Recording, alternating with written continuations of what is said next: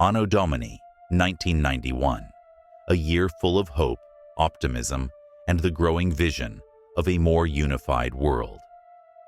The Cold War concluded in a show of economic irresponsibility rather than military force, and the Pax Americana had seemingly ushered the globe into an era of peace that had not been seen in centuries. A new Rome had risen. Yet, less than a decade later, the events of 9/11 would shake the foundations of this new hegemony to its core and irreparably alter the trajectory of the Pax Americana. At least it seemed. However, over the 20 years of conflict, societal decay, economic depression, and now the threat of demographic displacement, many, including myself, ask, was peace ever the goal? I say no. Instead, what we are seeing is the last dying gasps of an ideology born of envy, consumed by greed, and desperately sacrificing any in its path to sustain itself until the bitter end. This ideology I speak of, not fascism nor Marxism, which are merely symptoms rather than causes, but the cult-like, neo-religious fanaticism of liberalism. The ideology which has directly and indirectly caused more harm to the human condition compared to any other ideology of the past, prioritizing progress over people and profits over prosperity. Where it has worked for few, it has ruined many, and even then, where it has worked comes at too great a cost. By stripping away hierarchy, tradition, and religion, liberalism has left societies rootless and desperate for meaning in the form of material distractions and hedonistic pleasures. It has allowed the very people whose ancestors fought, built, and sustained it to fall between the cracks only for they themselves to be replaced by strangers from lands they couldn't find on a map. Its destructive nature finally came to a head at the turn of the 20th century, as its never-ending, corrupted and utopian march towards absolute equality continues to destroy the lives of millions and dismantles the foundations of the world itself. For those of you who already understand this, then you have been blessed with divine intuition. And for those who don't, then one day I may explain it in greater depth.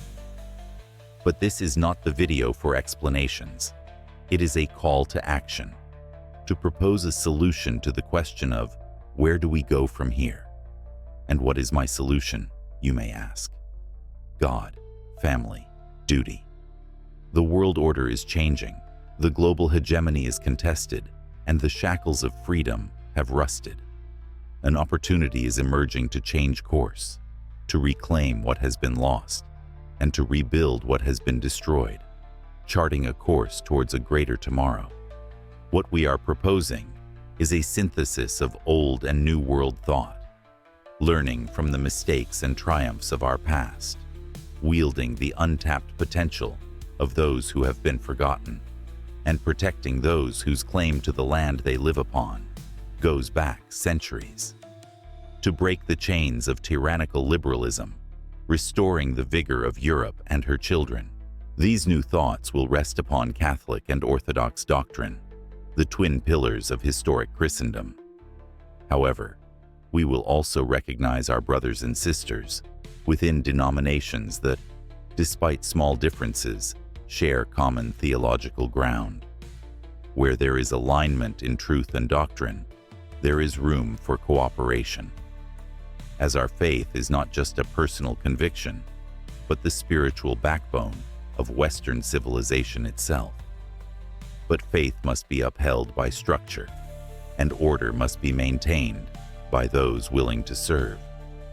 This is why we advocate for a true stratocracy, a system not solely bound to military service, but one where public service is the foundation of citizenship. Those who dedicate years to serving their nation, whether in governance, infrastructure, law enforcement, or other forms of service, earn the privilege of full citizenship. Yet, those who risk their lives in martial service as defenders of the people, shall be granted additional honors and benefits, for without their protection, there would be no people upon which to serve. Beyond service, leadership must be cultivated, not inherited without merit. We reject both the stagnation of a hereditary aristocracy and the unaccountability of a Byzantine bureaucracy, in favor of a system where leadership is earned through demonstrated ability.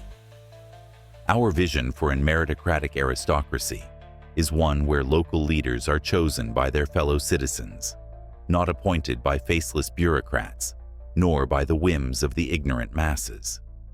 From these ranks, leaders may rise, from local governance to counts, dukes, regents, and greater positions, through internal selection by those who themselves have proven worthy. By binding leadership to accountability, we ensure that local communities are empowered to resist harmful policies and that leaders remain directly tied to the people they serve. This is, of course, only a small and non-exhaustive introduction to the channel and the grander purpose behind creating it. And while it was mainly created for the purposes of proposing political and societal reformation for Western civilization, we will also be going in depth on subjects such as history, theology, philosophy, and more in time. Until then, God, family, duty,